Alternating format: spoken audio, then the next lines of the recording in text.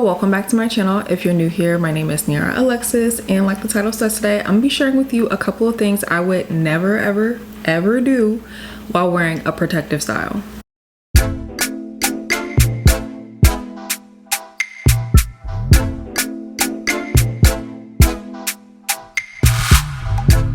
We're in our protective style summertime season, okay? And I just want to break it down for anybody that might be new to my channel, or if you're just not understanding why like you no longer see my hair out like in like my relaxed hairstyle and you only see me wearing like braids or twists now. That is because for 4 to 5 months every year, usually during the summer, I put my hair up in a protective style. And the reason why I do this in the summer is because I just don't like the summertime. Like, I'm that person. I don't like the summer. I don't want to be dealing with my hair in the heat and the humidity. I feel like you're doing your hair a disservice and yourself, honestly. Like, just trying to keep your hair straight, like straightening your hair, worried about like if your hair is gonna be like puffing up and all that stuff. I don't have the time for it in the summertime. And no, before you ask, it does not have any effect on my hair going from style to style to style. I do have a whole takedown process video to show how I like carefully do that. I'm not just ripping these things out and putting them back in. I do have a process to it. So I'll link that down below if you guys are curious about that. Now that we've got that out the way for all of my newcomers here, the number one thing I would never ever do while wearing protective styles is wearing my hair up in a ponytail or a bun or just pulled back in general all the time. I see so many girls that have like tension alopecia, and that could be from one of two things. Either when you got your styles installed, they were way too tight and they're pulling your hair too tight, or once you get the style installed, you are pulling your hair up in a ponytail or a bun or a low ponytail all the time. I think like the first thing we think of is like your edges be gone. They be gone, girl, gone with the wind. But the other place you can notice it too is back here. Like, I will say, when I put these braids in, I think I put like a ponytail or something in like maybe a day or two after, which is not like me at all. It's a very big no-no. And I've noticed that like I have like a few little like bumpity bumps back here, which basically let me know that like your hair was in too fragile of a state.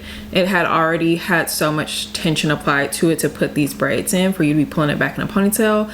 And when you take your hair down, some of these hair follicles is gonna come out.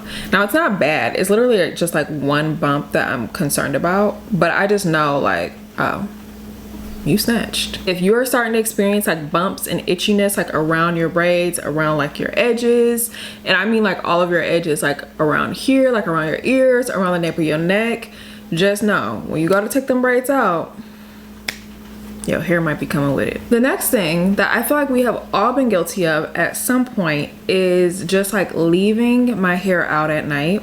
Like, whether I have braids or twists, something is going on my head every single night. And I'm gonna take it one step further. Some of y'all might be ready to tussle about this, but get rid of the bonnets when you're wearing your hair like in braids and twists that are long like this. You gotta go. Now, let me just address the first part. Just because you have braids in, like, or twists, or whatever protective style that you have in that's like long and loose like this, you still need to cover your hair at night. If you want that style to last a bit longer, cover your hair up, okay? Cover it up at night. Imagine just throwing your hair in a sack and just rubbing it together for like an hour. When you take that hair out, it's gonna be like tangled, it's gonna be rough, it's gonna be knotted, it's gonna be frizzy looking, all of that. That's basically what you're doing when you put your hair in a bonnet at night, especially like with long braids like this. I'm not saying like any hairstyle you shouldn't use a bonnet, but I'm saying specifically for like braids and things, I would not use a bonnet, because you're literally just putting them inside of the bonnet and they're just like rubbing together like this all night. And if you're wearing your hair like that for like, let's say a month, you're gonna be ready to take them braids out by week 2 because they're not looking good no more. They're not looking fresh. What I do is I just put a scarf on up here and I put my hair down here in a ponytail, or I sometimes like braid it up, especially if you have these goddess braids. Third is you're using way too much product. And I'm not talking about when you install them, because y'all all know how I feel. And if you don't know, now you know. I don't put a lot of product in my hair when I put my braids in because I want them to look as natural as possible, even though everybody knows that's not my hair.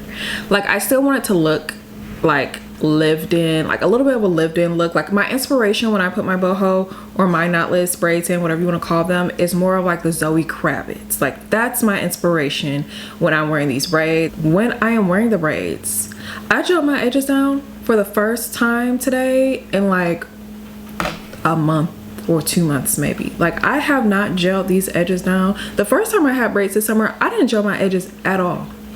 And some people ask me why, or like ask me what do I use in my edges and like why I don't put anything on them. And it's because like this is a time to protect the hair. It's called a protective hairstyle. So this is my time to just let them be.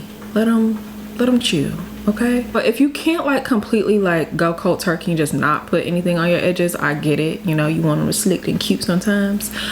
Just like if you know you're not going anywhere, don't slick your edges down.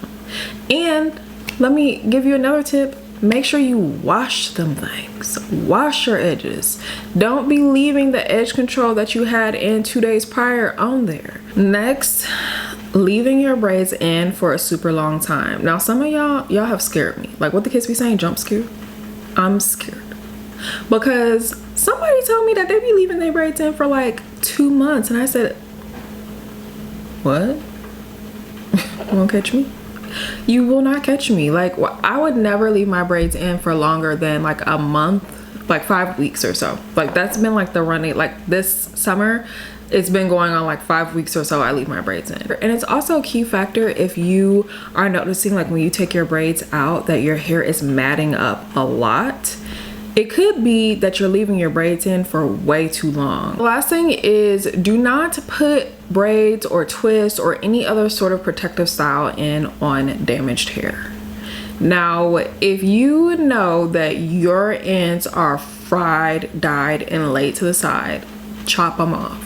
Like, now is the time to do it. Like when you're going into a protective style. Like you've been telling your stylist, no girl, don't cut out my ends, just leave me some length.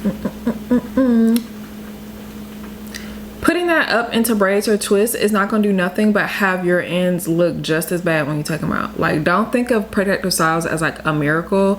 Like, they can be if you do right by them, but you have to like take care of your hair at the end of the day. So if it's time for those ends to be really clipped, go ahead and get them clipped and then wear your braids for like 6 weeks and then take them out and you will see some growth, I promise you. So I hope that was helpful for some of you out there. I know we've had a lot of braids talk. Thank you all so much for watching, and I will see you next time.